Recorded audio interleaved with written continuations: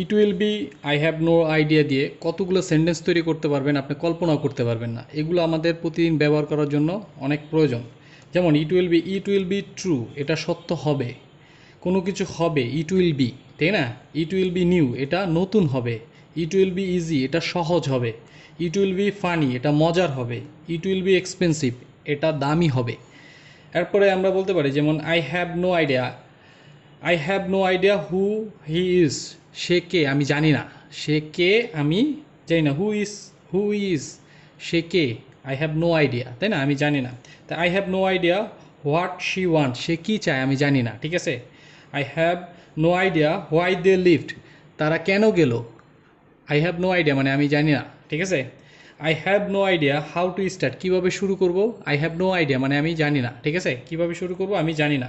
I have no idea what's happening, কী হচ্ছে আমি বুঝতে পারছি না বা আমি জানি না, ঠিক আছে? কী হচ্ছে আমি জানি না, আমি বুঝতে পারছি না, ঠিক আছে?